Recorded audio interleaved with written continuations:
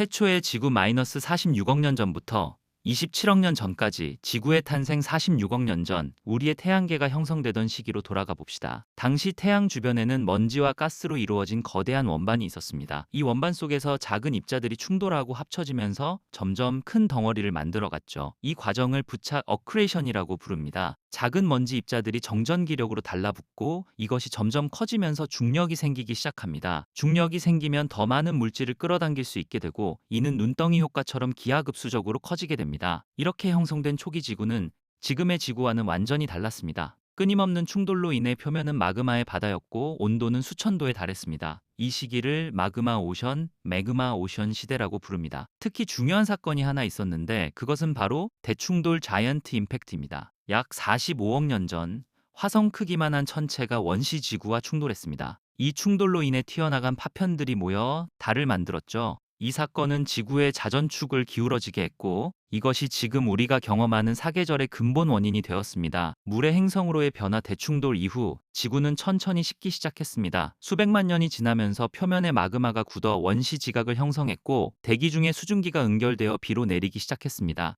그리고 이 비는 수백만 년 동안 계속되었습니다. 상상해 보세요. 수백만 년 동안 쉬지 않고 내리는 비를 이 엄청난 양의 비가 지구 표면을 채우면서 원시 바다가 형성되었습니다. 약 40억 년 전쯤 지구는 거의 대부분이 물로 덮인 수구수구가 되었습니다. 당시 지구에는 지금과 같은 거대한 대륙이 없었습니다. 대신 여기저기 작은 섬들이 바다 위에 떠 있는 정도였죠.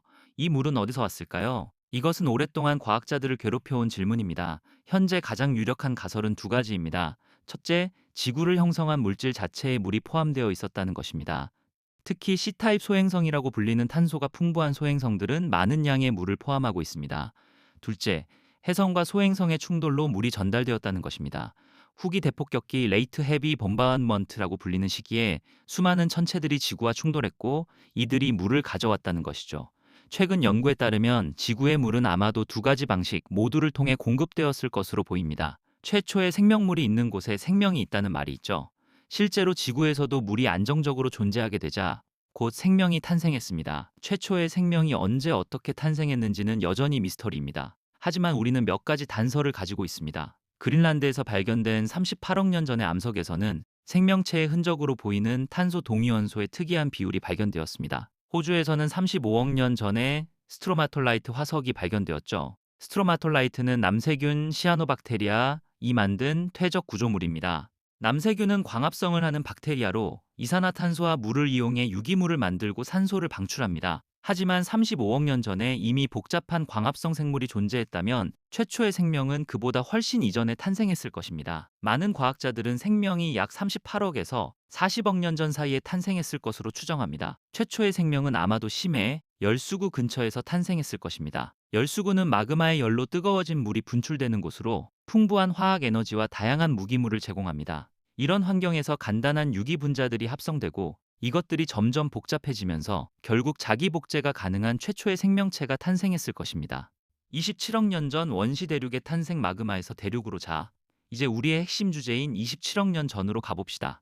이 시기는 지구 역사에서 정말 중요한 전환점입니다. 27억 년 전 지구 내부에서 극적인 변화가 일어나고 있었습니다. 지구 내부는 여전히 뜨거웠지만 천천히 식어가고 있었죠. 이 냉각 과정에서 멘틀 내부에 대류가 형성되기 시작했습니다. 멘틀 대류는 지구 내부의 열이 표면으로 전달되는 주요 메커니즘입니다. 뜨거운 멘틀 물질은 상승하고 차가운 물질은 하강하면서 거대한 순환이 만들어집니다. 이 대류의 힘이 바로 판구조 운동의 원동력이 됩니다. 27억 년 전쯤 이 멘틀 대류가 충분히 강력해지면서 지각의 특정 부분에서 마그마가 대규모로 분출하기 시작했습니다. 이 마그마는 현무암질이었는데 바다 위로 분출된 마그마는 빠르게 식으면서 암석이 되었습니다. 이렇게 형성된 암석들이 쌓이고 쌓여서 수면 위로 솟아올랐습니다. 이것이 바로 최초의 대륙, 원시 대륙의 탄생입니다. 크라톤 마이너스 대륙의 핵심, 이렇게 형성된 원시 대륙의 핵심 부분을 우리는 크라톤 크레톤이라고 부릅니다. 크라톤은 지질학적으로 매우 안정적인 지역으로 수십억 년 동안 거의 변형되지 않고 남아 있습니다. 현재 지구 곳곳에는 27억 년 이상 된 고대 크라톤들이 남아 있습니다. 아프리카의 카프발 크라톤은 약 35억 년 전에 형성되었습니다. 남아프리카 공화국의 카프발 크라톤도 비슷한 나이를 가지고 있죠. 호주의 필바라 크라톤에서는 35억 년 전에 스트로마톨라이트가 발견되었습니다. 이곳은 지구상에서 가장 오래된 생명의 흔적을 간직한 곳 중 하나입니다. 캐나다의 슬레이브 크라톤에서는 40억 년 이상 된 광물이 발견되기도 했습니다. 북서부 준주의 아카스타 편마암에서 발견된 지르콘 결정은 약 40억 3천만 년 전의 것으로 지구상에서 가장 오래된 광물 중 하나입니다. 그린란드의 이수와 그린스톤 벨트도 약 38억 년 전에 형성되었습니다. 이곳에서는 초기 생명체의 흔적으로 추정되는 탄소 동위원소 패턴이 발견되었습니다. 이런 고대 크라톤들은 마치 시간 캡슐처럼 지구 초기의 정보를 담고 있습니다.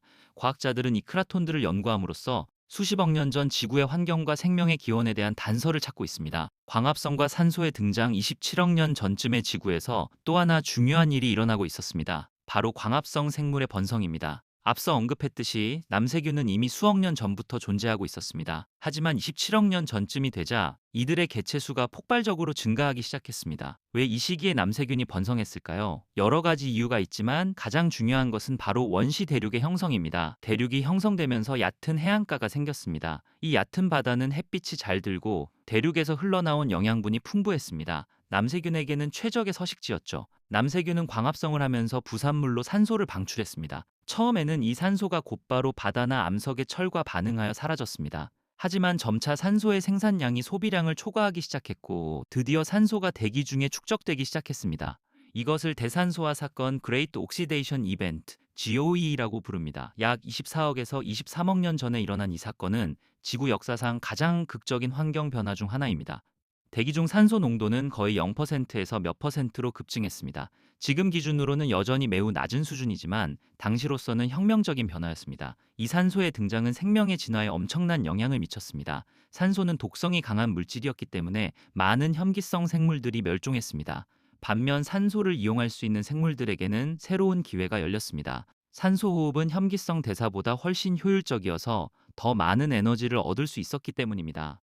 원시 대륙의 환경 27억 년 전의 원시 대륙은 어떤 모습이었을까요? 우선 육지는 완전히 불모지였습니다. 식물은 물론이고 어떤 생명체도 육지에는 살지 않았습니다. 대륙은 그저 검은 현무암과 화산재로 뒤덮인 황량한 땅이었죠. 하지만 해안가는 달랐습니다.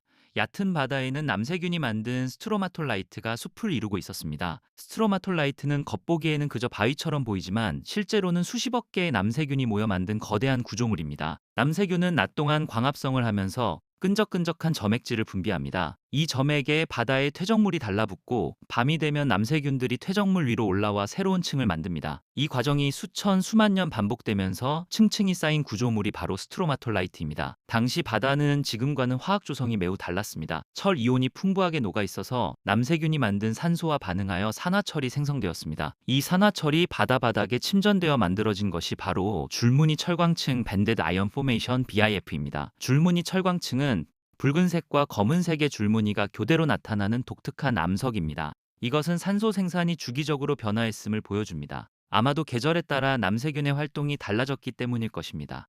판 구조 운동의 시작, 정체된 뚜껑에서 움직이는 판으로 27억 년 전은 판 구조 운동이 본격적으로 시작된 시기이기도 합니다. 하지만 이것은 갑자기 일어난 것이 아니라 수억 년에 걸친 점진적인 변화의 결과였습니다. 그 이전 시기, 약 30억에서 35억 년 전의 지구는 정체된 뚜껑, 스택넌트 리디 체제였습니다. 지각이 멘틀 위에 그저 떠 있을 뿐 큰 움직임은 없었죠. 왜 그랬을까요? 이유는 온도에 있습니다. 초기 지구는 전체적으로 매우 뜨거웠습니다. 멘틀의 온도가 지금보다 수백 도 높았고 그 결과 멘틀 전체가 거의 비슷한 온도를 가지고 있었습니다. 대류는 온도 차이에 의해 발생합니다. 뜨거운 부분과 차가운 부분의 밀도 차이가 대류를 만드는 것이죠. 하지만 멘틀 전체가 비슷한 온도라면 대류가 약하거나 불규칙적일 수밖에 없습니다. 시간이 지나면서 지구는 천천히 식었습니다. 특히 표면 부분은 우주 공간으로 열을 방출하면서 빠르게 냉각되었습니다. 그 결과 멘틀의 상부와 하부 사이에 온도 차이가 생겼고 이것이 대류를 만들어냈습니다. 약 30억 년 전쯤부터 멘틀 대류가 점점 강해지기 시작했고 27억 년 전쯤에는 현대적인 판구조 운동의 형태를 갖추게 되었습니다. 서립대의 형성 판구조 운동의 핵심은 서립대입니다. 서립대는 한 판이 다른 판 아래로 밀려 들어가는 곳입니다. 왜 섭입이 일어날까요? 이것도 밀도 차이 때문입니다. 해양 지각은 현무암으로 이루어져 있고 밀도가 약 3.0gcm입니다. 반면 멘틀의 밀도는 약 3.3gcm으로 조금 더 높습니다. 간 만들어진 해양 지각은 뜨거워서 부력을 가지고 있지만 시간이 지나 식으면 밀도가 높아지면서 멘틀보다 무거워집니다. 무거워진 해양 지각은 자체 무게로 인해 멘틀 속으로 가라앉으려 합니다. 이것이 섭입의 시작입니다. 섭입대에서는 여러 가지 지질 활동이 일어납니다. 가라앉는 판이 깊이 들어가면서 압력과 온도가 높아지고 판에 포함된 물이 방출됩니다. 이 물은 위쪽 멘틀의 용융점을 낮춰서 마그마를 만듭니다. 이 마그마가 상승하여 지표로 분출하면 화산이 됩니다. 일본, 인도네시아, 남미 안데스 산맥 등 현대의 주요 화산대는 모두 섭입대 위에 위치하고 있습니다. 27억 년 전에도 비슷한 섭입대 화산들이 있었을 것입니다. 대륙의 성장 섭입대는 대륙을 성장시키는 주요 메커니즘이기도 합니다. 섭입대에서 만들어진 마그마는 현무암질 해양 지각과는 조성이 다릅니다. 섭입 과정에서 물과 퇴적물이 추가되고 부분 용융이 일어나면서 마그마는 더욱 진화합니다. 그 결과 안산암이나 화강암 같은 중성에서 산성 암석이 만들어집니다. 이런 암석들은 밀도가 낮아서 약 2.7g 멘틀 속으로 가라앉지 않고 표면에 남습니다. 이것들이 쌓이고 쌓여서 대륙 지각을 형성합니다. 27억 년 전부터 이런 과정이 본격화되면서 원시 대륙들이 점점 커지기 시작했습니다. 작은 섬 같던 크라톤들이 주변에 새로운 지각을 더해가며 성장했죠. 지질학자들은 대륙 지각의 성장률을 연구해 왔는데 흥미롭게도 27억에서 25억 년 전에 대륙 지각의 성장률이 급증했다는 증거가 있습니다. 이것은 이 시기에 판구조 운동이 본격화되었음을 보여주는 또 하나의 증거입니다.